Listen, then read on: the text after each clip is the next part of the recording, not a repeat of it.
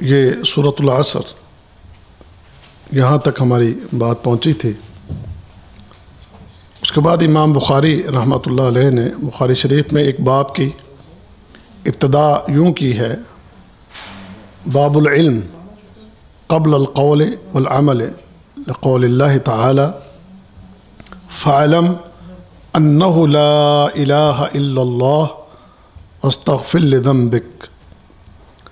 امام بخاری رحمۃ اللہ علیہ انہوں نے بخاری میں جو ایک باب باندھا ہے اس کی ابتدا اس بات سے کی ہے کہ قول و عمل سے قبل حصول علم کا بیان اور اس کی دلیل اللہ تعالیٰ کا یہ فرمان ہے کہ فاعلم، جان لو، انہ لا الہ الا اللہ، کہ اللہ تعالیٰ کے سوا کوئی معبود نہیں، واستغفر لذنبک، اور اپنی خطا کی معافی مانگتے رہیے۔ تو اللہ تعالیٰ نے اس آیت میں جو بات ارشاد فرمائی ہے وہ یہ کہ قول اور عمل سے پہلے علم وہ آپ کو ہونا چاہیے۔ یعنی اگر آپ کے پاس علم ہے تو پھر وہ جو آپ کا قول ہوگا اور جو آپ کا فعل ہوگا وہ دلیل کی بنیاد پر ہوگا، اور ایک مضبوط قول اور مضبوط فعل کے ساتھ آپ اپنے آپ کو، تو قول اور فعل جو ہے اسی وقت ہی فائدہ مند ہے کہ جب آپ کے پاس کوئی علم ہے۔ علم کے بغیر بعض اوقات لوگ عمل کرتے ہیں لیکن اس عمل کا نتیجہ بہت غلط نکلتا ہے۔ بعض اوقات آپ اپنی طرف سے کوئی نیکی کر رہے ہوتے ہیں لیکن اس کے بارے میں قرآن و حدیث میں اس کی کوئی دلیل نہیں ہوتی، اور وہ نیکی نہیں ہوتی بلکہ وہ انسان کے لیے تباہی اور بربادی ہوتی ہے۔ علم نہیں ہے تو آپ کے عقیدے کی اصلاح بھی ممکن نہیں ہے۔ علم نہیں ہے تو اتباع سنت بھی وہ بھی صحیح طریقے سے آپ کرنے میں ناکام ہوں گے۔ دین کے جو امور ہیں انہیں سر انجام دینے میں بھی آپ سے غلطیاں اور کوتاہیاں ہوں گی۔ تو اس لیے علم کا ہونا بہت ضروری ہے۔ اگر آپ کے پاس علم ہے تو الحمدللہ اس علم کی بنیاد پر آپ اپنے عقیدے کی اصلاح کر سکتے ہیں، آپ اپنے عمل کی اصلاح کر سکتے ہیں۔ آپ کو بات کریں گے تو علم کی بنیاد پر کریں گے، آپ اگر کوئی عمل کریں گے تو اس علم کی بنیاد پر کریں گے، اور جب علم نہیں ہے تو آپ کے قول میں بھی غلطیاں کوتاہیاں ہوں گی اور آپ کے عمل میں بھی۔ جیسے آج ہمارے بر صغیر میں اگر آپ غور کریں، بر صغیر کیا اور بھی کئی ممالک ہیں لیکن چونکہ ہمارا تعلق بر صغیر سے ہے تو ہم اسی کی مثال لیتے ہیں۔ ہمارے ملکوں کے اندر لوگوں کے پاس دین کا علم نہیں ہے، لوگ پی ایچ ڈی کر جاتے ہیں، کالج اور یونیورسٹیوں میں بڑی اعلیٰ ڈگریاں لے جاتے ہیں، لیکن آپ اندازہ کریں کہ قانون کی ڈگری رکھنے والا ایک آدمی وہ مائک پر آئے اور ایک چھوٹی سی سورت پڑھنا چاہے تو وہ اس کو بھی نہیں پڑھ پاتا، یعنی قل هو اللہ احد اللہ الصمد۔ اور اگر آپ اس کی ڈگریاں دیکھیں تو قانون کی ڈگریاں ہیں اس کے پاس، وزارتیں رہی ہیں اس کے پاس، ملک کی اہم ترین وزارتیں ان کے پاس، ایک اسلامی ملک کی، اور اس اسلامی ملک کی کہ جس کی بنیادی کہتے ہیں لا الہ الا اللہ، لیکن انہیں قل هو اللہ احد نہیں آتا۔ پھر اسی طریقے سے جب علم نہیں ہے تو عقیدے کی خرابیاں اور عقیدے کی ایسی ایسی خوفناک خرابیاں کہ اللہ تعالیٰ معاف کرے، جو صفات اللہ تعالیٰ کی ہیں وہ صفات غیر اللہ میں بیان کی جائیں، جو مقام اور مرتبہ ہمارے رب کا ہے، ہمارے اللہ کا ہے، وہی باتیں غیر اللہ میں بیان کی جائیں۔ اور ان کی ایجوکیشن اسکول کی، کالج کی، یونیورسٹیوں کی بڑی زبردست ان کے پاس تعلیم ہے، لیکن جو اصل علم ہے وہ ان کے پاس نہیں ہے۔ جو اصل علم ہونا چاہیے، اصل علم تو ہے ہی یہ قرآن اور حدیث، اصل علم تو یہ ہے، باقی تو جو کچھ بھی ہے وہ سب فن ہے، فنون ہے، لیکن اصل علم جو ہے وہ یہ قرآن اور حدیث کا علم ہے۔ میں نے آپ کو پچھلی دفعہ ایک مثال دی تھی کہ آپ یہاں سعودی عرب میں ہے نا، یہاں سعودی عرب کے اسکول کے بچے کو آپ پکڑ لیں، اسکول کے بچے کو جو ابھی پرائمری اسکولوں میں یا پرائمری کلاسوں میں ہوگا، ان کی آپ ابتدائی کتابیں اٹھا کر دیکھیں، ابتدائی کتابیں، پہلی کی، دوسری، تیسری، چوتھی، پانچویں کی کتابیں آپ اگر اٹھا کر دیکھیں تو آپ یقین جانیں الحمدللہ اس کے اندر ابتدا میں ہی بچوں کو جو تربیت دی گئی ہے، انہیں عقیدہ سکھایا گیا ہے، انہیں عقیدہ بتایا گیا، عقیدہ پڑھایا گیا ہے، ان کی کتابوں میں باقاعدہ قرآن کا علم، حدیث کا علم، ابتدائی کتابوں کے اندر یہ سب کچھ، اور یہی وجہ ہے کہ آج ان کے عقیدے، آپ کی پی ایچ ڈی کیا ہوا بندہ اسے عقیدے کا علم نہیں ہوتا، یہاں پرائمری پاس جو ہوتا ہے اسے عقیدے کا علم ہوتا ہے، ایک پرائمری بچے کو اس کا عقیدہ بڑا مضبوط ہوتا ہے، اور آپ کے پی ایچ ڈی کے پاس وہ چیز نہیں ہوتی۔ قرآن اور حدیث کے بعض اسباق جو ہیں وہ ان کی کتابوں میں ڈال دیے گئے ہیں، اور الحمدللہ ہمیں تو سبحان اللہ شریعت اگر آپ اٹھائیں اور پڑھیں تو مائیں اپنے بچوں کو جو لوری دیا کرتی تھی، جو اپنے بچوں کو ان کے کانوں میں جو چیز ڈالا کرتی تھی، لا الہ الا اللہ، اللہ اللہ ربی لا اشرک بہ شیئا، اللہ ربی لا شریک لہ، یہ سبق دیے جاتے تھے بچوں کو، لیکن آج ہمارے وہاں پر یہ سبق نہیں ہے، پتہ ہی نہیں ہے، یہ علم ہے ہی نہیں۔ اگر میں یہ بات کہوں تو غلط نہ ہوگی کہ اگر میں اپنے ملک کی بات کر لیتا ہوں کہ پاکستان میں 22، 23، 24 کروڑ اگر لوگ ہیں تو 22، 23، 24 کروڑ لوگوں میں اگر مبالغہ نہ ہو، میں بڑے احتیاط کے ساتھ ایک فگر دینے لگا ہوں، 75 اور مور دین 75% یا اس سے بھی زیادہ لوگوں کو صحیح طرح عقیدے کا علم نہیں ہے۔ یہ میں محتاط فگر دے رہا ہوں، میں بھی اس سے زیادہ تو ہو سکتی ہے بات، لیکن اس سے کم نہیں ہو سکتی، عقیدے کا صحیح علم نہیں ہے۔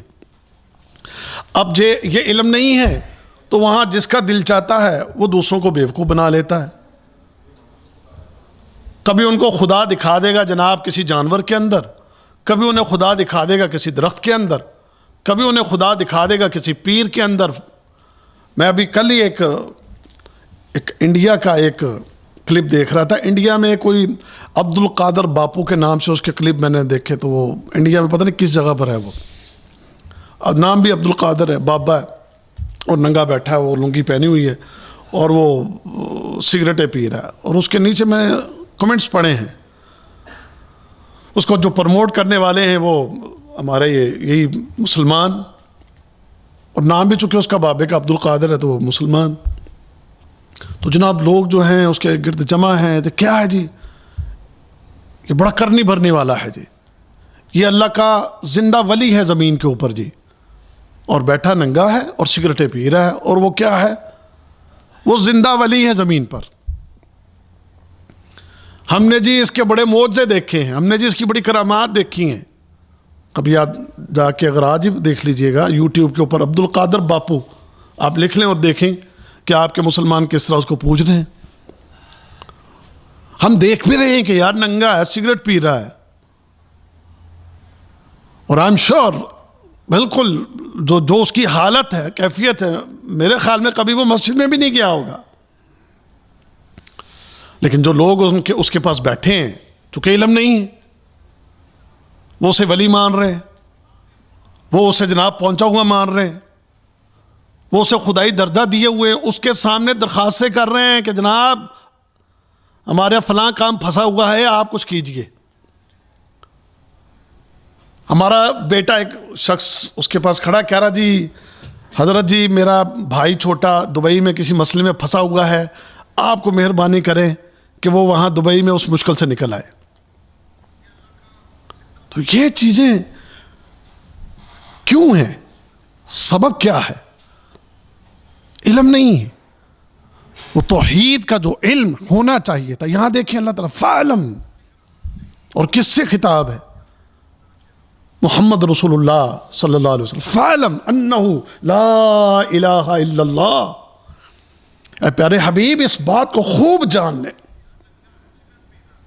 اچھی طرح جان، انہو، اور تاکید کے ساتھ، لا الہ الا اللہ، لا الہ الا اللہ، اللہ کے سوا کوئی معبود نہیں۔ جو عقیدے کی بات ہے اس پر کوئی کمپرومائز نہیں ہے اللہ کے ہاں، یہ بھی بات آپ ذہن میں رکھیں، بات آگے آئے گی۔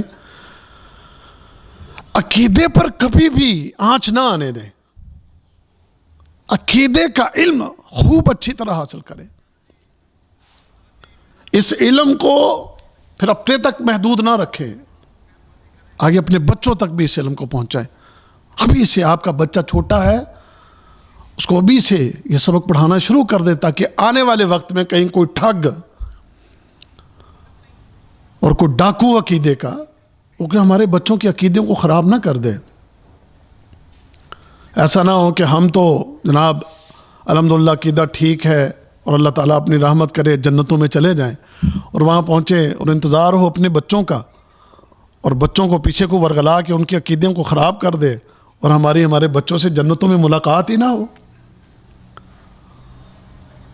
تو اپنے بچوں کی بھی یہ تربیت کرنا، انہیں بھی سکھانا ہے کہ فَعْلَمْ أَنَّهُ لَا إِلَهَ إِلَّا اللَّهُ، اللہ کا کوئی شریک نہیں ہے، وہ معبود برحق صرف وہ ہے، وہ اکیلا، کبھی بھی اپنے عقیدے کو خراب نہیں ہونے دینا۔ تو یہ علم ہوگا تو الحمدللہ پھر وہ اس کے اندر کوئی خرابی نہیں آئے گی، اس کا پھر قول، اس کا فعل جو ہوگا اس کے علم کے مطابق پھر بالکل مضبوط ہوگا۔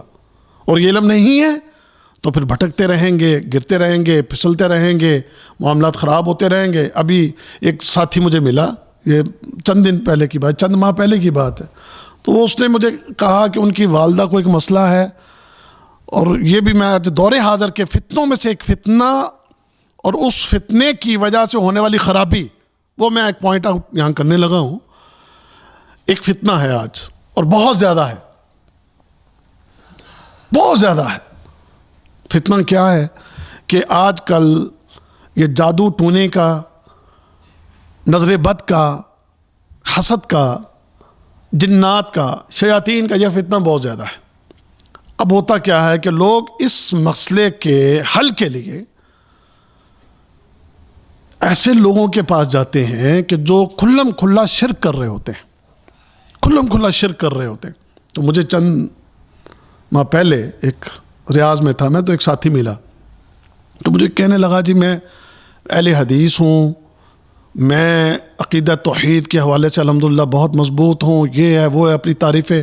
پھر اس کے بعد کہا لیکن جی ایک مسئلے کی وجہ سے ہم بڑے پریشان ہوئے، تو ایک غلطی ہو گئی۔ میں نے کہا کیا ہوا؟ وہ کہتے جی ہماری والدہ کو کوئی جادو کا مسئلہ تھا، تو ہم نے بڑے اس کے علاج کروائے، تو آخر کار مجبور ہو کر ایک ایسے بندے کا نام لیا جو میں نہیں لینا چاہتا، کہ جو کھلم کھلا شرک کرتا اور شرک کی دعوت دیتا لوگوں کو، تو ہم اپنی والدہ کو علاج کے لیے اس کے پاس لے گئے۔ ہم نے اس کا، اپنی ماں کا، کہ اس کی بیماری تکلیف برداشت نہ ہوئی تو ہم اس کو اس کے پاس لے گئے۔ اللہ کے بندے، علم کیا کہتا ہے؟ نبی کریم صلی اللہ علیہ وسلم کا فرمان کیا ہے؟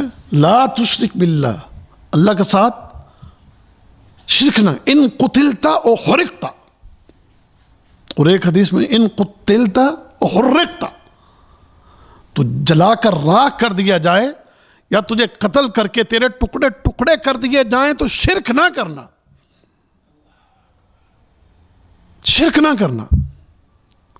اور میرا تھوڑا یہ فیلڈ بھی ہے، ایک ساتھی مجھے ملا، اس نے اپنے والد کی ایک بات بتائی، کہنے لگا جی ہمارے والد صاحب کو یہ مسئلہ ہوا، بڑی جگہوں پر ہم نے صحیح طریقے سے علاج کروایا، تو پتہ چلا کہ ایک مشرک بندہ وہ صحیح علاج کر لیتا ہے، تو ہمارے باپ نے کہا میں مر جاؤں گا لیکن میں اس کے پاس علاج کے لیے نہیں جاؤں گا۔ یہ مثالیں بھی ہیں، لیکن یہ کب ہے؟ جب اس کے پاس، اس کا مطلب ہے کہ اس بندے کے پاس علم تھا کہ بھئی شرک نہیں، مرتا ہوں مر جاؤں لیکن میں مشرک کے پاس علاج کے لیے نہیں جاؤں گا. اور یہ بات آپ جان لیں، اگر آپ جانتے ہیں کہ فلاں بندہ شرکیہ علاج کرتا ہے اور آپ اس کے پاس علاج کروانے کے لیے گئے تو پھر اس کے اندر اور آپ کے اندر پھر کوئی فرق نہیں ہے. جیسے وہ مشرک ہے پھر یہ اس کے پاس جا کر علاج کروانے والا بھی یہ بھی شرک میں مبتلا ہو گیا اور اس نے اپنے آپ کو ہلاک کر لیا. تو یہ چیزیں کب ہیں؟ اسی وقت کہ جب علم نہیں ہے، اور علم نہ ہونے کی وجہ سے پھر یہ کوتاہیاں اور یہ بڑی خوفناک غلطیاں جو ہیں وہ پھر ہوتی ہیں.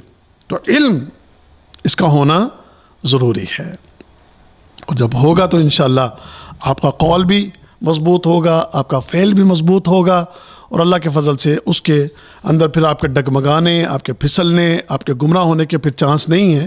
اللہ تعالیٰ آپ کو بچائے گا اور انشاءاللہ آپ پار لگ جائیں گے. اللہ اکبر. اب آگے جو بیان ہے وہ یہ ہے کہ لکھتے ہیں اللہ تعالیٰ آپ پر اپنی رحمت نازل فرمائے. یہ بات بھی اچھی طرح ذہن نشین کر لیں کہ جو علم آپ کے پاس ہونا چاہیے اس میں 3 مسائل کا علم حاصل کرنا اور ان پر عمل کرنا بھی ہر مسلمان مرد اور عورت پر واجب ہے. یعنی یہ 3 مسئلے ہیں علم کے اعتبار سے، اس کا جاننا، اس کا سمجھنا ہر مسلمان مرد اور عورت پر واجب ہے. اب یہ تینوں مسئلے سنیے گا اور پھر اس کے بعد مجھے بتائیے گا کہ ہمارے مسلمان مرد خواتین ان کے پاس اس چیز کا علم ہے. پہلا مسئلہ، اللہ تعالیٰ نے ہمیں پیدا کیا ہے اور رزق عطا فرمایا، اور رزق عطا فرمانے کے بعد یوں ہی نہیں چھوڑ دیا کہ جاؤ اب اپنی مرضی سے زندگی بسر کرو. یہ نہیں ہے کہ اپنی مرضی کی زندگی تم نے بسر کرنی، نہیں، بلکہ تمہاری طرف اللہ تعالیٰ نے رسول بھیجے اور وہ رسول تمہیں بتا گئے ہیں کہ تم نے زندگی کیسے بسر کرنی ہے. رسول آئے اور انہوں نے تمہیں بتا دیا. اب جس نے بھی ان رسولوں کی اطاعت کی وہ جنتی ہو گیا، اور جس کسی نے بھی نافرمانی کی تو وہ جہنم کے اندر چلا گیا. تو یہ اس کے اوپر ایک دلیل کے لیے سورہ مزمل کی یہ آیت بھی ہے، وَإِنَّا أَرْسَلْنَا إِلَيْكُمْ رَسُولًا شَاهِدًا عَلَيْكُمْ كَمَا أَرْسَلْنَا إِلَى فِرْعَوْنَ رَسُولًا فَعَصَىٰ فِرْعَوْنُ الرَّسُولَ فَعَصَىٰ فِرْعَوْنُ الرَّسُولَ فَأَخَذْنَاهُ أَخْذًا وَبِيلًا. یہ دلیل کے طور پر یہ آیت بھی. تو پہلی بات سمجھیں، ہمیں یہ علم ہے کہ ہمیں کس نے پیدا کیا. آپ ایک ہندو سے بھی پوچھیں گے تو کیا کہے گا؟ آپ کو کیا جواب دے گا کس نے پیدا کیا ہے؟ وہ تو یہی کہے گا اوپر والے نے. اس کو بھی پتا ہے. کسی بھی آپ مشرک سے بھی سوال کریں تو پیدا ہونے کے بارے میں کہے گا کہ مجھے پیدا کس نے کیا؟ مجھے اس نے پیدا کیا ہے. یہ علم تقریباً اللہ نے فطرت میں ڈالا ہے، اور ہر بندہ یہ کہے گا اللہ کہ وہ جو اللہ کے وجود کا ہی انکار کرتے ہیں ملحدین، کہ جو مانتے ہی نہیں اللہ کے وجود کو، ان کو آپ چھوڑیں. جو سیکولر ذہن کے لوگ ہیں، ملحدین ہیں، ان کے ہاں اللہ کا وجود ہی نہیں ہے معاذ اللہ. باقی آپ کسی بھی کافر سے پوچھیں تو وہ کہے گا اوپر والے نے پیدا کیا ہے. تو یہ علم. اچھا، اب اگلی باتیں جو ہیں کہ تمہیں رزق کس نے دیا ہے؟ بے شک اللہ تعالیٰ رزق دینے والا ہے، لیکن آپ دیکھیں گے کہ اس معاملے میں کئی لوگ اللہ کے شریک ٹھہراتے ہیں. وہ بتائیں گے جیسے ہمارے تو باقاعدہ نام دے رکھے ہیں، جی وہ داتا ہے، وہ گنج بخش ہے، وہ جناب یہ ہے، وہ یہ ہے، وہ فلاں ہے، وہ فلاں ہے، لیکن رزق دینے والا اللہ ہے. اللہ کے سوا کوئی ایسا نہیں کہ جو ہمیں رزق دے. سمجھ گئے نا؟ اگر وہ رزق روک لے تو دنیا کی کوئی طاقت تمہیں دے سکتی ہے رزق؟ اگر وہ دینا چاہتا ہے تو کوئی روک نہیں سکتا، اگر وہ روک لے تو کوئی دے نہیں سکتا. یہ آپ کا یقین ہونا چاہیے. اسی لیے تو اللہ کے نبی صلی اللہ علیہ وسلم، عقیدہ سیکھنا ہے تو اللہ کے نبی صلی اللہ علیہ وسلم کے فرمان، قرآن، حدیث رسول اور پھر صحابہ کے عمل سے اس معاملے میں کتنی پختگی ہے کہ اگر کوئی رزق دینے والا ہے تو وہ صرف اللہ ہے، اللہ کے سوا مجھے کوئی رزق نہیں دے سکتا. آپ پھر کیا پڑھا؟ اللہم لا مانع لما اعطیت ولا معطی لما منعت ولا ينفع ذا الجد منک الجد. اللہ جسے تو دے دے اس سے کوئی روک نہیں، اور جس سے تو روک لے اسے کوئی دے ہی نہیں سکتا، اور کسی شان والے کو اس کی شان کوئی فائدہ نہیں دے گی. یہ جو کچھ بھی عطا ہے وہ کہاں سے ہے؟ اس خالق اور اس مالک کی طرف سے ہے. تو رزق وہی دیتا ہے. ان اللہ یبسط الرزق لمن یشاء ویقدر. جس کے لیے چاہتا ہے اضافہ کر دیتا ہے، اور جس کے لیے چاہتا ہے وہ کم کر دیتا ہے. اور رزق کی زیادتی ہونا وقوع اللہ کی محبت کی دلیل بھی نہیں ہے کہ اللہ کو اس سے بڑی محبت ہے. قارون کو اللہ نے کیا کچھ دے رکھا تھا. اور آج بھی اگر دنیا کا کوئی سب سے امیر ترین شخص دیکھے تو وہ ایک کافر ہے، مسلمان تو نہیں ہے. وہ دنیا کے ٹاپ کے 3-4 آدمی جو ہیں جن کی دولت کے بارے میں کہا جاتا ہے کہ جی وہ سب سے زیادہ دولت مند ہیں، تو وہ کافر ہے، مسلمان نہیں ہے. دنیا کے جو ٹاپ 10 ہیں ان میں شاید ایک مسلمان آتا ہے، شاید میری معلومات ہے. چلے 2 کر لیں، سمجھ گئے؟ تو باقی 8 کون ہے؟ لیکن ٹاپ آف دا 5 جو ہیں وہ میرے علم کے مطابق کافر ہی ہیں. جو ٹاپ آف دا لسٹ 5 ہیں وہ کافر ہیں. اور رزق اتنا ہے ان کے پاس، وہ کہتے پتہ نہیں ہم نے دولت کہاں کہاں کیسے کیسے پڑی. تو رزق اس اللہ کیا دیتا ہے جس کو چاہتا ہے، اور جس سے چاہتا ہے روک لیتا ہے. یہ عطا اس کی ہے، بندوں کے ہاتھ میں نہیں ہے کہ تمہارے لاہور والے کے ہاتھ میں ہے، اور تمہارے پاک پتن والے کے ہاتھ میں، اور تمہارے اجمیر والے کے ہاتھ میں ہے، یا فلاں کے ہاتھ میں، فلاں کے ہاتھ میں ہے. نہیں، رزق عطا کرنے والا وہ اللہ ہے. اور پوری کائنات میں جتنی اس کی مخلوق ہے دن رات ان کو دے رہا ہے، دن رات ان کو دے رہا ہے. سمندروں میں، فضاؤں میں، جنگلوں میں، ریگستانوں میں، آبادیوں میں، زمینوں کے نیچے، تہ خانوں میں، اور اس کا علم ہے. سمجھ گئے؟ تو رزق ادا کرنے والا وہ اللہ ہے. اور پھر یہ تمہیں پیدا کیا، تمہیں رزق دے دیا، اب جاؤ اپنی مرضی سے زندگی بسر کرو. یہ ہے نہیں، اپنی مرضی کے مطابق نہیں. ایحسب الانسان ان یترک سدی.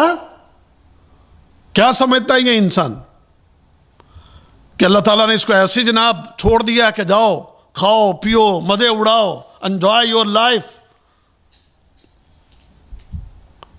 جو تمہارے من میں آئے کرو، جو تمہارے من میں آئے کھاؤ، جو من میں آئے ویسے کرو؟ نہ ہو، ایسے نہیں ہے. اب چونکہ ہمیں جاننا تھا کہ دنیا میں آئے ہیں تو کیا کریں، اس کے لیے پھر اللہ تعالیٰ نے اپنے نبیوں کا سلسلہ قائم کیا، نبیوں کو بھیجا کہ جاؤ اور اس قوم کو بتاؤ تمہارا دنیا میں آنے کا مقصد کیا ہے. اِنَّا أَرْسَلْنَا نُوحًا إِلَىٰ قَوْمِهِ. ہم نے نوح کو بھیجا اس کی قوم کی طرف. اور یہاں اِنَّا أَرْسَلْنَا عَلَيْكُمْ رَسُولًا شَاهِدًا عَلَيْكُمْ. ہم نے بھیجا رسول کو تمہاری طرف، فرعون کی طرف. کس کو بھیجا؟ موسیٰ علیہ السلام کو. اللہ نے بھیجا محمد رسول اللہ صلی اللہ علیہ وسلم کو. اللہ نے بھیجا دیگر انبیاء، سارے انبیاء. مقصد کیا ہے؟ ان اعبدوا اللہ، کہ کیا کرنا ہے تم نے؟ اللہ تعالیٰ کی عبادت کرنی. واتقوہ، اور تم نے اس کا تقوی اختیار کرنا. واطیعون، اور میں نبی رسول تمہاری طرف آیا ہوں، تم نے میری اطاعت کرنی ہے. انبیاء آئے اور انہوں نے یہی تعلیم دی لوگوں، نعبد اللہ، اللہ کی عبادت کرو. واتقون، ڈر جاؤ. واطیعون، اور میری اطاعت کر لو. یہ پیغام لے کر آئے. انبیاء بتاتے گئے. اب جو بھی نبی کی دعوت پر لبیک کہتا گیا اور نبی کی اس دعوت کو اس نے قبول کیا، اس کے مطابق اس نے عمل کیا، تو وہ کیا ہوا؟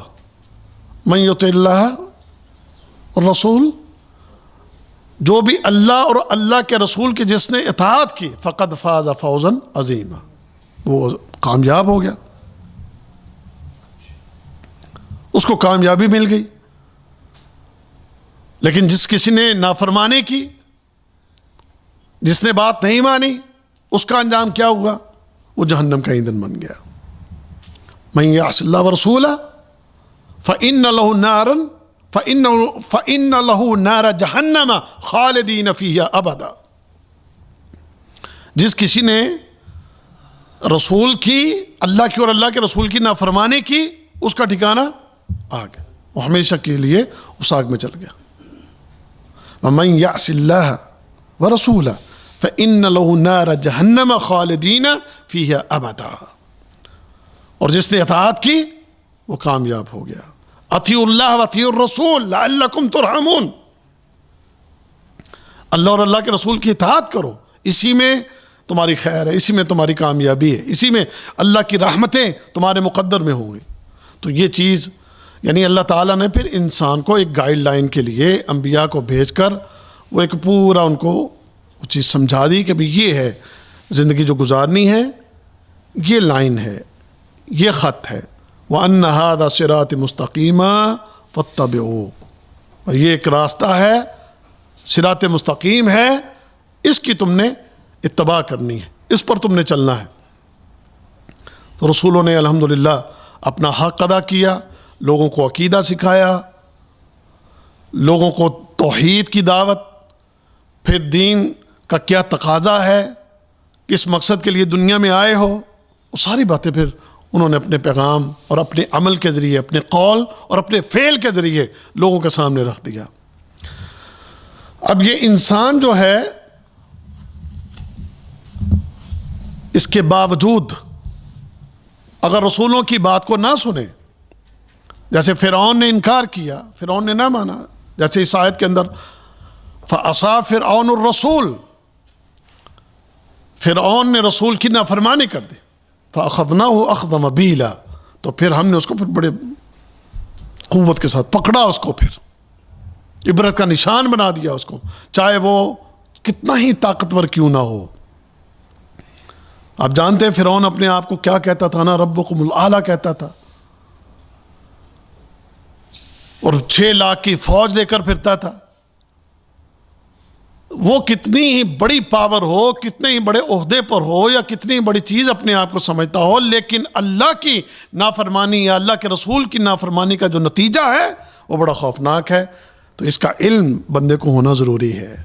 اس کا تعلق کہ جس علم کی بات ہو رہی ہے کہ یہ اپنے علم میں یہ بات بٹھا لیں، تمہارا پیدا کرنے والا اللہ، تمہیں رزق دینے والا اللہ، اب تم دنیا میں کیوں آئے ہو، اس کا پیغام تمہیں نبیوں کے ذریعے، رسولوں کے ذریعے تمہیں پہنچا دیا گیا. اب یہ علم حاصل کر لو کہ سیدھی راہ پر چلو گے، رسول کی بات مانو گے تو جنت میں جاؤ گے، اور اگر تم رسول کی بات نہیں مانو گے تو پھر ٹھکانہ کیا ہے؟ نبی کریم صلی اللہ علیہ وسلم نے فرمایا کل امتی یدخلون الجنہ الا من ابا. آپ نے فرمایا میری امت کا ہر انسان جنت میں جائے گا، ہر شخص جنت میں جائے گا الا من ابا، لیکن جس کسی نے انکار کر دیا وہ جنت میں نہیں جائے گا. صحابی پریشان، من یاب اللہ، اللہ کے نبی صلی اللہ علیہ وسلم کون انکار کرے گا؟ جنت میں جانے سے کوئی انکار کرے گا؟ آپ انکار کریں گے؟ آپ کو کہاں میں جنت میں جانا ہے کہ جہنم میں؟ کیا کہو گے؟ ایک ہندو کو بھی پوچھ لو تو کہو گا جی میں تو جی سورگ میں جاؤں گا وہ بھی کہے گا میں وہاں جاؤں گا. لیکن ایسے تو نہیں چلا جائے گا نا. آپ ایک شرک کرنے والے سے بات کرو تو ہاں میں جنت میں جاؤں گا. کبھی مسجد میں نہ جانے والا آپ اس سے بھی سوال، ہاں میں جنت میں جاؤں گا. لیکن نہیں، اللہ کے نبی نے بتایا کون جائے گا. کل امتی یدخلون الجنہ الا من ابا، فرمایا میری امت کا ہر شخص جنت میں جائے گا لیکن وہ نہیں جائے گا جس نے جنت میں جانے سے انکار کر دیا۔ صحابی پریشان ہو، یا اللہ کے نبی صلی اللہ علیہ وسلم، من یعب اللہ، من یعبا، کون انکار کرے گا؟ من یعبا، کون انکار کرے گا جنت میں جانے سے؟ تو آپ نے فرمایا من اطاعنی دخل الجنہ ومن عصانی فقد ابا۔ کیا فرمایا آپ نے؟ فرمایا جس کسی نے میری اطاعت کر لی وہ جنت میں داخل ہو جائے گا، اور جس کسی نے میری نافرمانی کی اس نے جنت میں جانے سے انکار کر دیا، اس نے جنت میں جانے سے انکار کر دیا۔ لیکن یہ ایک آپ نے ہمیں علم دے دیا، بتا دیا۔ اب محمد رسول اللہ صلی اللہ علیہ وسلم کی اطاعت، اس کا جائزہ ہر مسلمان لے لے، دنیا کا ہر شخص وہ اس کا جائزہ لے لے کہ وہ کہاں کھڑا ہے۔ وہ اطاعت رسول کر رہا کہ صرف زبانی جمع خرچ ہے؟ جو زبانی جمع خرچ نہیں چلے گا، بات چلے گی قول بھی فعل بھی، دونوں چیزیں، اور اس میں کوئی نفاق نہ ہو، منافقت نہ ہو، بالکل سچا ہو، مخلص ہو۔ عملی کمیاں کوتاہیاں ہر انسان میں ہیں، دنیا کا کوئی شخص ایسا نہیں کہ جس میں کوئی کمی کوتاہی نہ ہو، غلطی نہ ہو، گناہ نہ ہو، ہم سب میں ہے۔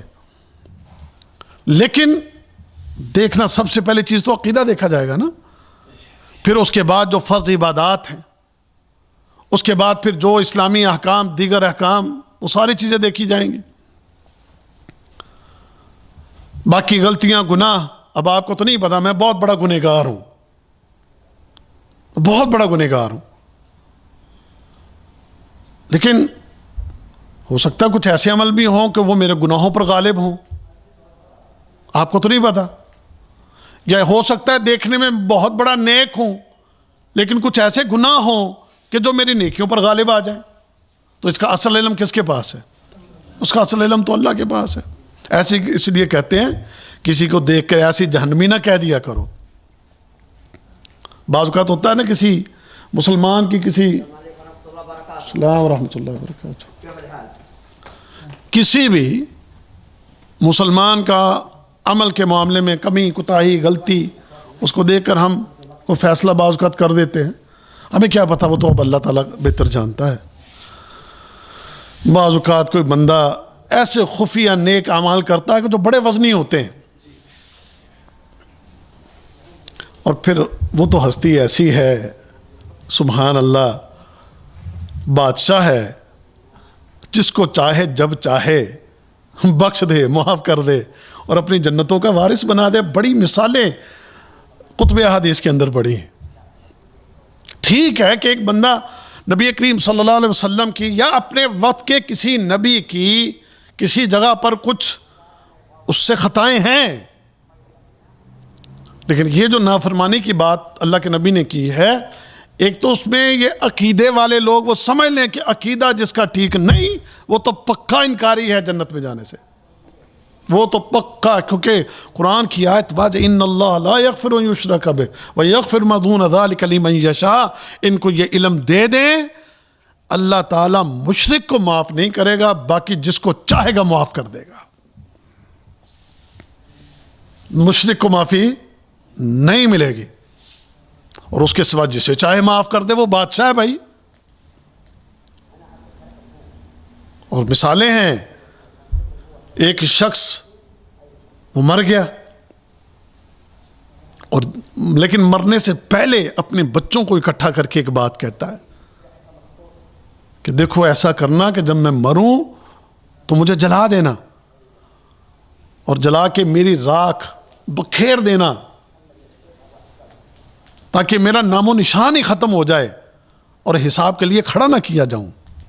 اس وقت اس کا علم ہی کچھ اس طرح کا تھا، اس نے سمجھا کہ شاید اگر میں خاک بنا کے اڑا دیا گیا تو ممکن ہے کہ میں ختم ہو جاؤں اور مجھے اٹھایا نہ جائے، لیکن وہ اللہ ہے، وہ قادر ہے، مقتدر ہے،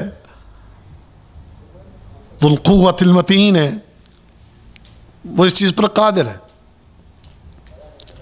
تمہیں کچھ جانور کھا جائیں اور تمہاری ایک لاش کے اوپر 10 جانور چڑھ کے کوئی تمہاری بوٹیاں کھا جائے, کوئی تمہاری انتڑیاں کھا جائے, کوئی تمہاری ہڈیاں کھا جائیں اور وہ اپنے اپنی جگہوں پر کہیں نکل جائیں, اللہ قادر ہے کہ تمہیں ایک جگہ پہ جمع کر کے وہاں پر کھڑا کر لے. اللہ اس پر قادر ہے. یہ ہمارا ایمان ہے الحمدللہ, اور یہ اللہ نے ہمیں نعمت دی ہے, وگرنہ کافر تو اس کو نہیں مانتا ہے. یہ بھی اللہ کا احسان ہے کہ اس نے یہ سمجھ دے دی, وگرنہ کافر تو نہیں مانتے نا اس بات کو, وہ تو انکار ہی رہے ہیں ہمیشہ سے کہ یہ کیسے ممکن ہے. جب مر جائیں گے, مٹی ہو جائیں گے, ہڈیاں ہو جائیں گے, تو دوبارہ زندہ کیے جائیں گے, کیسی بات آپ کرتے ہیں. لیکن اللہ کا شکر ہے کہ اس اللہ نے ہمیں یہ عقل دے دی یا علم دے دیا کہ نہیں, ہمارا اللہ قادر ہے. تو وہ شخص تھا مسلمان, لیکن یہ بات یہ بھی نہیں کہ اس کو یہ یقین نہیں تھا اٹھائے جانے کا, لیکن اس نے کہا بھی کر دو, کر دو بھائی, جلا کے راکھ کر دو مجھے اور راکھ اڑا دینا. تاکہ اس کے دل میں ایک ڈر تھا, وہ ایک گناہ کرتا تھا, اور اس گناہ کی وجہ سے اس کے دل میں یہ خوف تھا کہ میں اپنے اللہ کے سامنے کیسے کھڑا ہوں گا,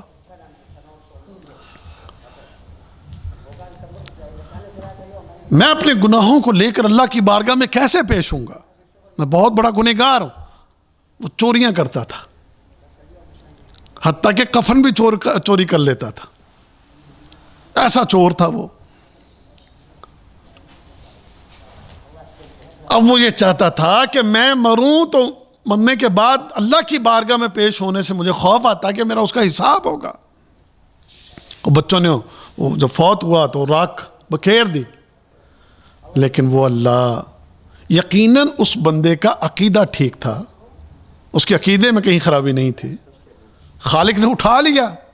ہاں بھی بتا, تو کیا سمجھتا تھا؟ یا اللہ تو جانتا ہے میں نے کیوں ایسا کیا ہے, تیرے علم میں تو ہے نا, تو جانتا ہے نا.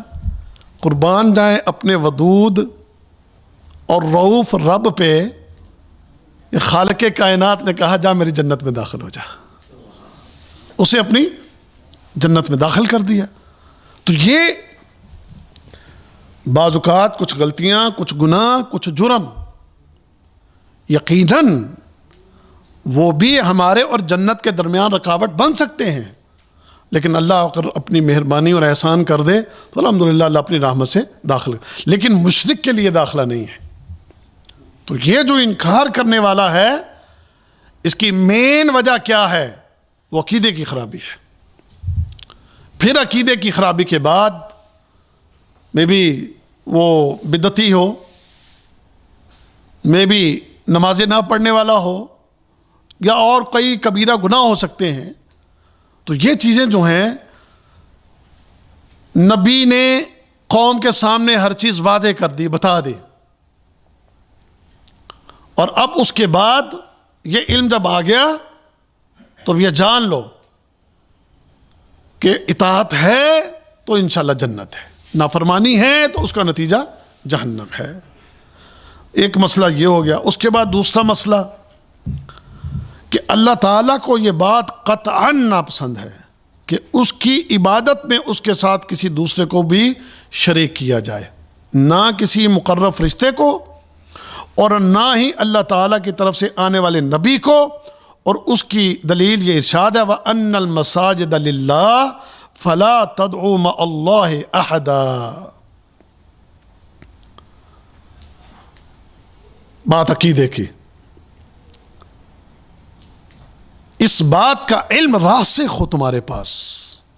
مساجد کس کے لیے ہیں کہ تم مسجدوں میں آؤ اور مسجدوں میں آ کے تم اللہ کے ساتھ کسی اور کو بھی پکارنے لگ جاؤ, کہو یا غوث یا غوث یا غوث فلاں یا فلاں مدد یا فلاں مدد. لا, وَأَنَّ الْمَسَاجِدَ لِلَّهِ فَلَا تَدْعُوا مَعَ اللَّهِ أَحَدًا. یہ مسجد یہ اللہ کا گھر ہے, اور یہ نہیں ہے کہ مسجد میں ممانعت ہے, مسجد کے باہر اجازت ہے, مسجد کے باہر بھی اجازت نہیں, نہ مسجد کے اندر نہ مسجد کے باہر. اور پھر یہ بھی جان لو فرشتے بڑے اونچے مقام کے حامل ہیں، وہ ہستیاں ہیں کہ جو کبھی بھی نہ شرک کریں نہ نافرمانی کریں، ہر وقت اللہ کی اطاعت اور اللہ کا ذکر. جیسے نبی کریم صلی اللہ علیہ وسلم نے فرمایا کہ جب سے اللہ نے فرشتوں کو پیدا کیا ہے وہ اس وقت سے اللہ کی عبادت ہی کر رہے ہیں. کبھی انہوں نے نافرمانی نہیں کی اور کبھی بھی وہ اللہ کی عبادت سے اکتائے نہیں، اللہ کی عبادت میں لگے ہوئے ہیں، اللہ کی عبادت کر رہے ہیں. سمجھ گئے؟ اب اتنی عبادت کرنے کے بعد کیا انہیں کوئی خدائی درجہ حاصل ہو گیا یا کوئی وہ خدائی صفات میں وہ شریک ہو گئے ہیں، یا اللہ نے کوئی جناب انہیں اپنے کچھ اختیارات انہیں دے دیے ہیں، کوئی اختیارات تفویض کر دیے ہیں؟ نہیں. اب اس کے بعد نبیوں کا مقام اور مرتبہ، اور ان نبیوں میں محمد رسول اللہ صلی اللہ علیہ وسلم کا مقام مرتبہ پوری مخلوق میں سب سے اونچا ہے. پوری مخلوق میں آپ کے برابر کوئی بھی نہیں ہے.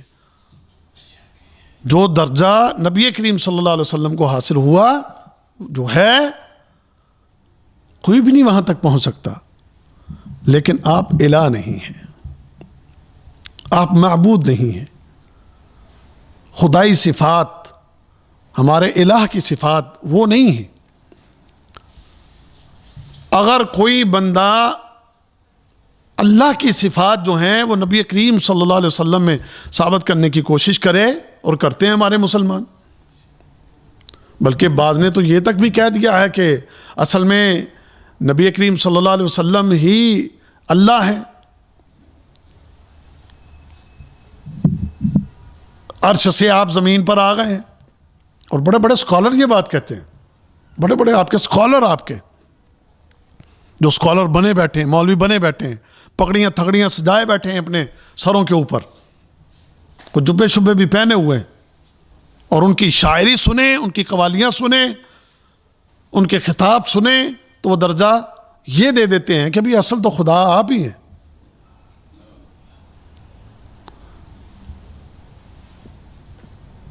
تو اللہ تعالیٰ اس چیز کو برداشت کرتا ہے کہ ٹھیک ہے،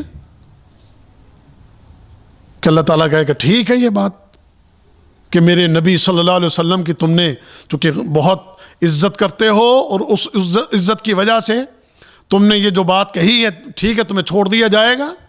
تم نے محبت میں آ کر یہ بات کی ہے، پیار میں آ کر یہ بات کی ہے، عقیدت میں آ کے تم نے یہ بات کی ہے.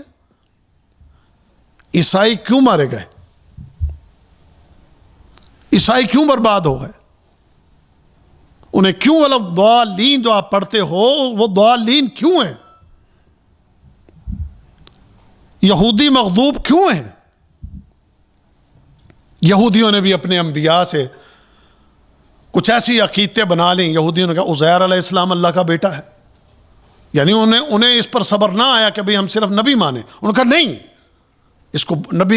اس نبی کو اللہ کا بیٹا کہو، تاکہ ہماری عقیدت اللہ کو پتہ چلے کہ جی ہم کتنی عقیدت کرتے ہیں اس سے.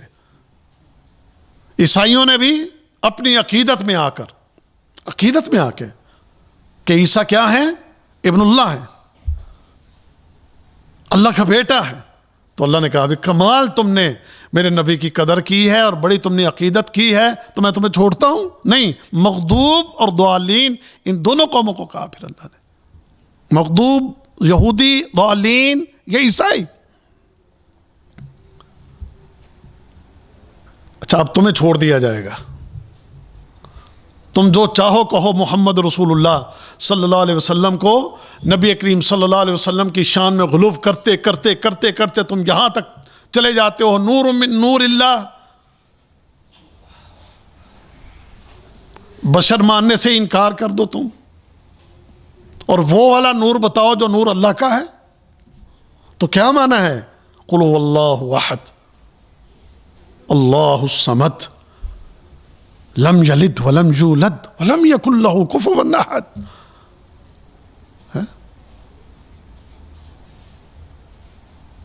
پھر ایسی ایسی باتیں، ایسی ایسی قوالیاں، ایسی ایسی نعتیں.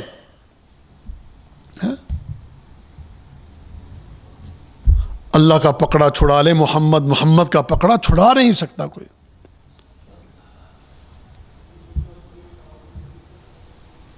پھر بات یہیں تک تو نہیں رہی نا، بات تو پھر اور آگے بھی بڑی خرابیاں ہمارے معاشرے کے اندر، جو میں نے ابھی پہلے ایک مثال دی، اور بھی بے شمار مثالیں ہیں۔ جو ایک پیر بن جاتا ہے، وہ پیر بھی، مجھے میرے پیر کے اندر رب نظر آتا ہے، کہتے ہیں معاذ اللہ، ہمیں ہمارے پیر کے اندر کہتے ہیں رب نظر آتا ہے، الہ نظر آتا ہے، سجدے کرتے ہیں، اپنے پیروں کو سجدے کرتے ہیں، مر جائیں تو ان کی قبروں کو سجدے کرتے ہیں۔ اور عقیدے کا علم کیسا اللہ کے نبی صلی اللہ علیہ وسلم نے دیا۔ ایک صحابی آیا اور اس صحابی نے اللہ کے نبی صلی اللہ علیہ وسلم سے اتنی بات کہہ دی، بات ہوئی تو آپ صحابی کہنا ماشاء اللہ وشئت، اے نبی صلی اللہ علیہ وسلم، جیسے اللہ چاہے اور جیسے آپ چاہیں، جیسے اللہ چاہے اور جیسے آپ چاہیں۔ تو فوراً نبی کریم صلی اللہ علیہ وسلم نے اسی وقت گرفت فرماتے ہو آپ نے فرمایا کیا کہہ رہے ہو، یہ تم نے کیا کہا، اجعلتنی للہ ندا، تم نے مجھے اللہ کا شریک بنا دیا، مجھے اللہ کا شریک کر رہے ہو۔ اور جملہ اس نے کیا کہا ہے صحابی نے، ماشاء اللہ وشئت، اللہ کے نبی ہونا تو وہی ہے جیسے اللہ چاہے اور جیسے آپ چاہیں۔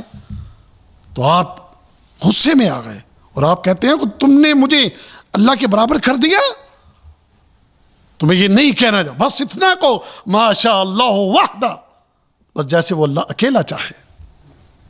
اتنی سی بات پر اللہ کے نبی نے گرفت کی ہے۔ تو جو باتیں آج ہمارا معاشرہ کر رہا ہے، جو باتیں آج ہمارا معاشرہ کر رہا ہے، تو کیا خیال ہے کہ بچیں گے یہ؟ بات وہی آگے علم نہیں ہے، اس علم کے نہ ہونے کی وجہ سے آج ہمارے معاشرے کے بڑے بڑے لوگ پھر مساجد، یا نا وَأَنَّ الْمَسَاجِدَ لِلَّهِ فَلَا تَدْعُوا مَعَ اللَّهِ، واللہ مساجد کے اندر کھلم کھلا شرک، مساجد میں، کہ جن مسجدوں میں حکم ہے کہ یہاں پر دیکھو یہ مساجد اللہ کے لیے اور اللہ کے ساتھ کسی کو شریک نہ بنانا، انہی مسجدوں میں جلسے ہوتے ہیں، انہی مسجدوں میں پروگرام ہوتے ہیں، محفل نعت ہوتی ہے، اور نہ جانے کیا کچھ وہاں پر پھر کیا کیا باتیں کی جاتی ہیں، اور اللہ کے ساتھ کیسے کیسے شریک ٹھہرائے جاتے ہیں۔ تو کوئی بھی یہ بات بس جان لو، اللہ کا شریک کوئی نہیں ہے۔ جو صفات ہمارے اللہ کی ہیں وہ صفات کسی کی بھی نہیں ہے۔ اپنے عقیدے کا معاملہ میں نے آپ کو بتایا تھا، یہ باتیں بار بار ہوں گی، کیونکہ قرآن بھی آپ پڑھ لو تو قرآن بار بار آپ کو عقیدے کی طرف لے کر آئے گا، بار بار آپ کو لے کر آئے گا۔ الہکم الہ واحد لا الہ الا هو الرحمن الرحیم، الف لام میم، اللہ لا الہ الا هو الحی القیوم۔ سمجھ گئے نا؟ بار بار قرآن آپ کو یہ عقیدے کے حوالے سے جھنجھوڑتا رہے گا، بار بار۔ کوئی قرآن کا ایسا پارہ نہیں ہے کہ جس میں آپ کو بار بار عقیدے کے حوالے سے جو ہے آپ کو تنبیہ نہ کی جاتی ہو یا عقیدہ نہ سکھایا جاتا ہو۔ 30 پارے ہیں اور 30 پاروں کو اٹھا کر جا کر دیکھ لو، ہر پارے کے اندر عقیدہ توحید، عقیدہ توحید۔ بار بار آپ کو یہ سبق دیا جائے گا، بار بار آپ کو یہ پڑھایا جائے گا، کہیں پر غلطی نہ ہو جائے۔ جو میں نے بات کرنی کو، یعنی نبی کریم صلی اللہ علیہ وسلم نے فرمایا شرک لوگوں کی زندگی میں بڑی خاموشی سے داخل ہو جائے گا، بڑی خاموشی۔ ایک چونٹی چال چلتی ہے نا، اس کے چلنے کی آواز تمہیں پتہ نہیں چلتی، ایسے ہی تمہیں شرک کا بھی پتہ نہیں چلے گا، وہ چل کے خاموشی سے تمہاری زندگی میں داخل ہو جائے گا اور بندے کو مشرک بنا کے جہنم کی طرف جو ہے نا وہ لے جائے۔ شیطان کی سب سے زیادہ کوشش لوگوں پر وہ یہی ہے کہ وہ لوگوں کو مشرک بنا دے، کیونکہ اس کو پتہ ہے، اس کے پاس یہ علم بڑا مضبوط، وہ جانتا ہے کہ ہمیشہ کا جہنمی کون ہے، ہمیشہ کے لیے جہنم میں جانے والا وہ مشرک ہے۔ اس لیے اس کی پوری کوشش کسی نہ کسی طریقے کوئی ایسا چور دروازہ دیکھ کے وہاں سے داخل ہو اور لوگوں کو مشرک بنا دے، کسی عقیدت کے نام پر، کسی محترم شخصیت کی وجہ سے، کسی پیر فقیر کے ذریعے، کسی مولوی کے ذریعے، کسی مسجد میں بیٹھے ہو، مولوی دیکھو کتنی آیتیں پڑھ رہا ہے، مولوی دیکھو کتنی عربی بول رہا ہے، تو یہ بات ٹھیک ہی کر رہا ہوگا، تو ورگلا دیتا ہے اور بندہ جناب اس کی باتوں میں آ کر اپنے عقیدے کو خراب کر لیتا ہے. تو عقیدے کا معاملہ، اس معاملے میں بڑے احتیاط کی ضرورت ہے. اور تیسرا جو مسئلہ اس ضمن میں کہ جس کا علم ہمارے پاس ہونا ضروری ہے کہ جس نے رسول اللہ صلی اللہ علیہ وسلم کی اطاعت و فرما برداری کی اور اللہ تعالیٰ کی وحدانیت و یکتائی کو بھی تسلیم کیا، اس کے لیے یہ ہرگز جائز نہیں کہ وہ ایسے لوگوں سے دوستی کرے، رشتے ناطے رکھے جو اللہ تعالیٰ اور اس کے رسول صلی اللہ علیہ وسلم کے ساتھ دشمنی رکھتے ہوں، خواہ وہ دنیاوی رشتہ کے اعتبار سے کتنا ہی قریبی رشتہ دار کیوں نہ ہو. آگے یہ سورہ مجادلہ کی آیت ہے، یا پڑھ لیجئے گا، اب ٹائم نہیں ہے تو یہ صرف اس پر 2 منٹ میں آپ کے لوں گا. یہ آیت پڑھیے گا، اس کا ترجمہ بھی آپ پڑھ لیجئے گا، یہ کتاب میں دی ہوئی ہے. آپ اللہ اور اللہ کے رسول کے ماننے والے بن گئے. اب کوئی آپ کا رشتہ دار، کوئی آپ کا عزیز، چاہے آپ کا بیٹا ہی کیوں نہ ہو، چاہے آپ کی کوئی اولاد ہی کیوں نہ ہو، چاہے آپ کے ماں باپ ہی کیوں نہ ہو، کوئی بھی رشتہ اگر معاذ اللہ وہ اللہ کا دشمن ہو، اللہ کے رسول صلی اللہ علیہ وسلم کا دشمن ہو، تو کیا ان کی قدر پھر ہمارے دل میں ہونی چاہیے؟ قطعاً نہیں ہونی چاہیے. حب ہے تو کس کے لیے؟ الحب للہ. حب ہے تو کس بنیاد پر اور کس کے لیے؟ وہ اللہ کے لیے. اور اگر بغض ہے کسی سے، اگر ہماری کوئی لڑائی ہے، کوئی جھگڑا ہے، تو کس بنیاد پر؟ تو اللہ کا دوست ہے تو میرا بھی دوست ہے. تیرا عقیدہ درست، تیرا عمل درست، تو میرے اللہ کو مانتا ہے، تو میرے نبی صلی اللہ علیہ وسلم کو مانتا ہے، تو ٹھیک ہے، تیرا میرا رشتہ قائم ہے. اور اگر یہاں پر کوئی ایسی خامی آ جائے کہ باپ ہے، ماں ہے، بیٹا ہے، بھائی ہے، کوئی عزیز ہے، وہ معاذ اللہ وہ اللہ کو کھلم کھلا انکار کرے، نبی کریم صلی اللہ علیہ وسلم کا انکار کرے، اور اللہ نہ کرے کہ الٹی سیدھی وہ باتیں کرتا ہو، تو میرا دل میں اس کی کوئی قدر ہو اور اس سے محبت ہو؟ نہیں. جو اللہ والے ہیں وہ ایسا نہیں کر سکتے. وہ کبھی بھی ان سے پیار نہیں کریں گے. اور بدر میں جب بدر ہوئی تو بدر میں بعض مثالیں ایسی سامنے آئیں. ابو عبیدہ بن جراح رضی اللہ تعالیٰ عنہ، ابو عبیدہ، یار کوئی معمولی سی بات نہیں ہے، کوئی بات معمولی سی نہیں ہے. اپنی باپ کی گردن اتارنے والے. سبب کیا تھا؟ کہ باپ اللہ کا دشمن تھا. اور ابو عبیدہ بن جراح وہ اللہ والے. اولئک حزب اللہ، جو اس آیت میں آخر میں اولئک حزب اللہ، یہ اللہ کے دوست ہیں. ایک صحابی ایک کافر کو باندھ رہا ہے، اور جس کافر کو باندھا جا رہا ہے اس کا بھائی مسلمانوں کی طرف، غالباً مصعب بن عمیر یا کون سے، مصعب بن عمیر رضی اللہ تعالیٰ عنہ، ان کے بھائی کو، مصعب بن عمیر کے بھائی کو ایک صحابی پکڑ رہا اور باندھ رہا تھا. تو بھائی کو، بھیا مجھے باندھ رہا، مجھے چھڑاؤ. تو صحابی نے، مصعب بن عمیر نے کیا کہا؟ فرمایا تو میرا بھائی نہیں ہے، یہ جو تجھے باندھ رہا ہے یہ میرا بھائی ہے. بھائی ہونے کا انکار کر دیا. سبب کہ تو اللہ کا دشمن ہے اور میں اللہ کو ماننے والا ہوں. تو اللہ کے دشمن سے لڑنے کے لیے یہاں پر آ گیا ہے. تیری کیا اوقات ہے؟ اب میں تیرے لیے یہاں ہوں تیری مدد کروں؟ نو. یہ رشتہ تیرا اور میرا تبھی مضبوط ہو سکتا ہے کہ تو بھی اللہ والا ہو، میں بھی اللہ والا ہوں. اور اس کے مقابلے پر اگر ایک عام آدمی وہ اللہ سے محبت کرتا ہے، وہ پاکستان سے ہے، وہ انڈیا سے ہے، وہ بنگلہ دیش سے ہے، وہ افریقہ کے کالے لوگوں میں سے کوئی کالا جس کو دیکھنے کو دل نہ کرتا ہو، اگر وہاں سے ہو، لیکن اللہ کی قسم اگر وہ اللہ والا ہے تو وہ ہمارا ہے، ہم اس کے اور وہ ہمارا ہے. اور بنیاد لا الہ الا اللہ. اور یہی رشتہ سب سے زیادہ مضبوط ہے. اور رشتہ کب ٹوٹے گا؟ جب لا الہ الا اللہ ٹھیک نہ ہو، تو پھر کوئی رشتہ نہیں ہے، کوئی رشتہ داری نہیں ہے.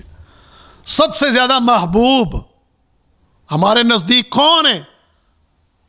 کہ جو اللہ والے ہیں، جو رسول کے بتائے ہوئے راستے پر چلنے والے ہیں۔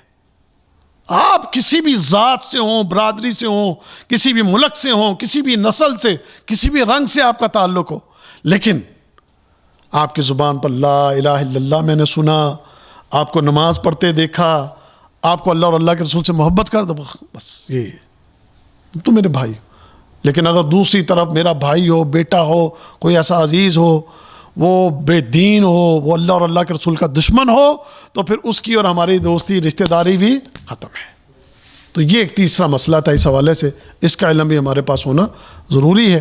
لیکن چونکہ ان چیزوں کا علم نہیں، علم نہ ہونے کے پھر نقصانات یہ ہیں، گھروں کے اندر اولادیں، آج کئی ایسی مثالیں موجود ہیں کہ بیٹے بیٹیاں وہ دین کا مذاق اڑاتے ہیں، اور خاص کر آج کل یہ جو لبرل دور آ گیا ہے، لبرل دور میں باپ نمازی ہے، مسجد میں جاتا ہے، داڑھی بھی ہے، لیکن اس کا بچہ معاشرے کی نظر ایسا ہوا وہ لبرل ہو گیا، اور باپ کو اور ماں کو صاف جواب دو، کون سی نمازیں پڑھنی ہیں، چھوڑیں، کوئی نماز ضروری نہیں ہے، اور کون سا دین کو دین پر چلنا کوئی ضروری نہیں ہے، کوئی جناب دین کے مطابق چلنا، بابا چھوڑو، ماما چھوڑو، آپ ماما بابا پھر بھی پولے پولے پتر ہے، بچہ ہے، سمجھا ٹھیک ہو جائے گا، تو یہ نہیں ہے۔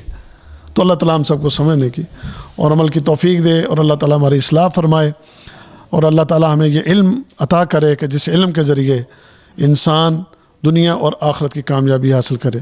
اللہ تعالیٰ مجھے اور آپ سب کو اس کے مطابق زندگی بسر کرنے کی توفیق دے، جو علم ہم نے سیکھا ہے، اور اس کے مطابق ہی اللہ کرے اس دنیا میں جئیں، اور اسی پر ہماری موت ہو، اور جب اللہ سے ملاقات ہو اس حال میں کہ اللہ ہم سے راضی ہو۔ السلام علیکم ورحمۃ اللہ وبرکاتہ۔ سبحانک اللہم و بحمدک، اشہد ان لا الہ الا انت، استغفرک و اتوب الیک۔